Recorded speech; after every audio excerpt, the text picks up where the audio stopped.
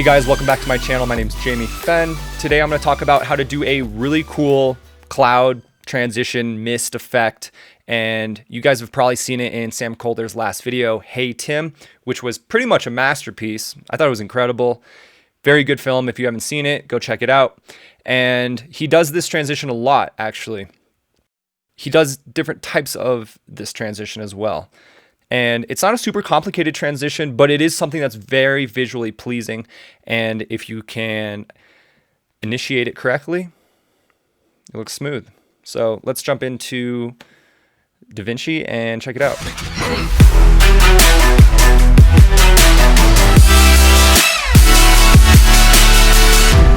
Let's walk through the opening sequence of this video. I'm going to show you each clip frame by frame and show you guys exactly how to accomplish this effect. Okay, so the first clip I have here is a drone shot that is actually pulling back for a little bit in normal speed, and then I speed ramp it up as it's getting higher in elevation, and in my opinion, maybe there's some clouds up there.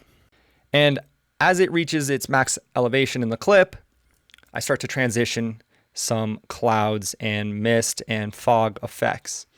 Now, all of these are available online, free, royalty-free fog and mist and clouds. Just do some research, find some websites that have them available, go and download them, and you can kind of pick and choose what will match your specific clip the best.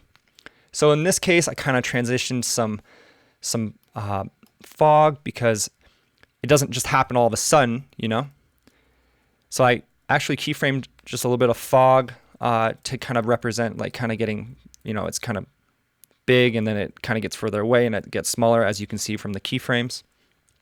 I also have clouds here that slowly fade in as well. And then there's actually 1 or 2 frames right when it starts to transition. Now, this is clip A here, obviously, and this is clip B. And I use a simple crossfade, just it's in your effects library. I said crossfade, but it's like a cross dissolve. And it's just a quick, let's see, I think there's like 6 frames, 1, 2, 3, 4, 5, 6, 7, 8, 9, 10. So it's like a second and a half of transition of crossfade or cross dissolve. And then it slowly does the exact same thing on the way out with some atmosphere effects, and then it also starts to fade out on the clip and then introduces clip B for just a few frames. It's kind of quick. And then I again introduce another kind of unique different styled look to the next clip.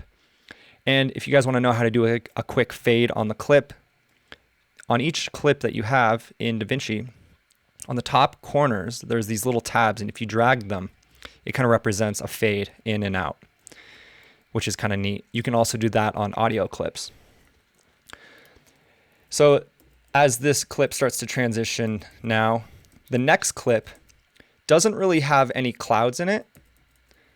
So I kind of faded out the clouds and introduced a cloud that is kind of like a misty cloud, I guess you could say. And it kind of represents where the scene of the next shot is taking place, because it's like a very atmospheric area and there's obviously some smoke in the air.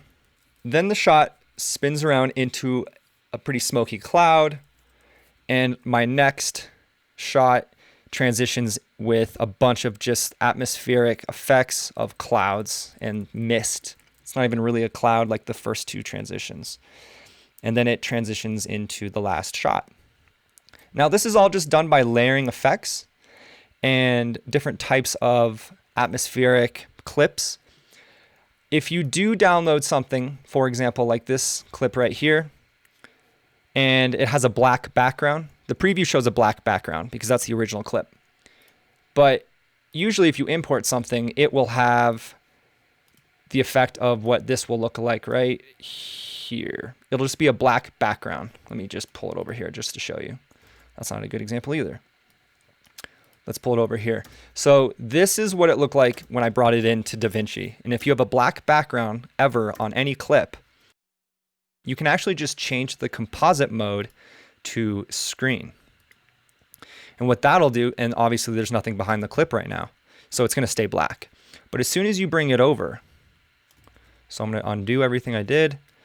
So as soon as you bring it over to a clip that has some footage underneath it, it won't show the black and it'll only show what's in front of it on the foreground, which is pretty neat, right? And then there's another way you can actually approach this transition. By the way, you guys, if you like these kinds of videos, please like and subscribe, comment below. I also do live streams every week, so if you have any questions, come say hi, and I'll hopefully answer your questions to my best ability.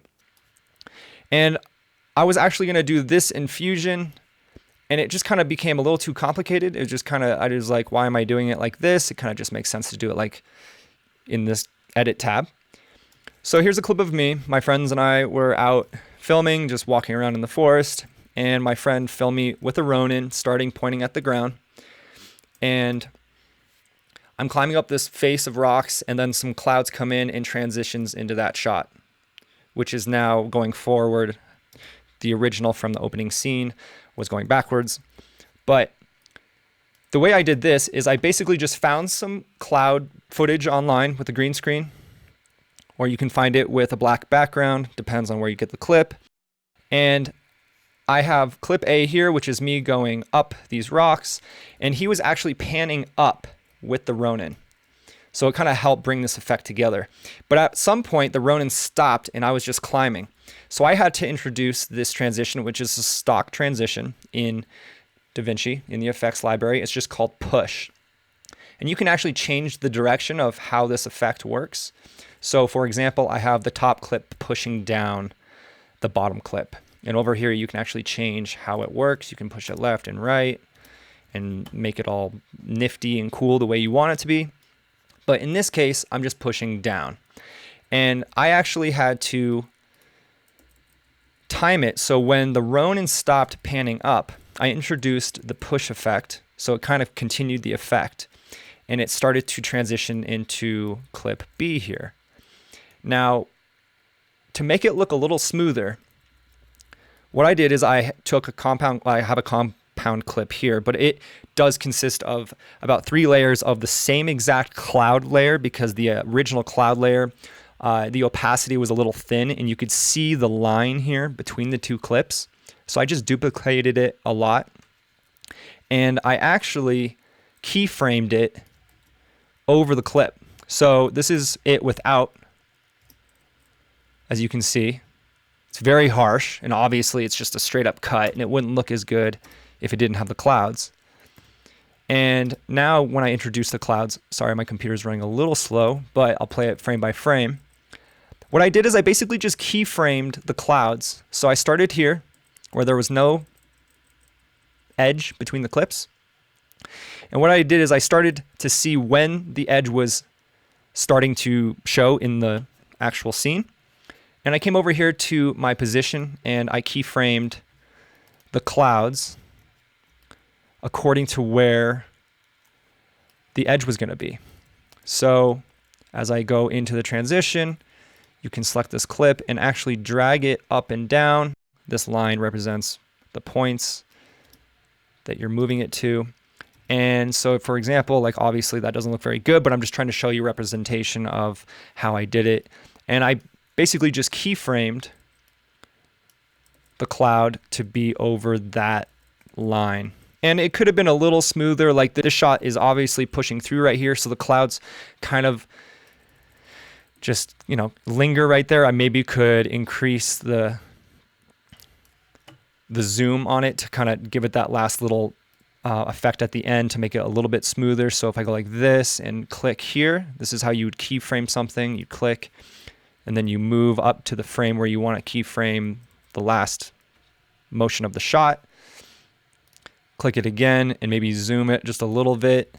And then that way it kind of gives it that last effect at the end. It's a little bit smoother. Have fun doing, you know, whatever you like in any of your shots. This is just depending on the shots that I picked. You'll have to kind of go according to how your shots look when you combine them. Just make sure to try to match your movements. And when I say that, make sure if you transition into a shot that's going backwards, try to pick another shot that's going backwards, or reverse a clip that's going forwards, and have some fun with this one. Thanks for sticking around, you guys. Don't forget to like and subscribe. And if you like this video, comment below. Let me know what you think. Again, I appreciate it, and I'll see you guys in the next one.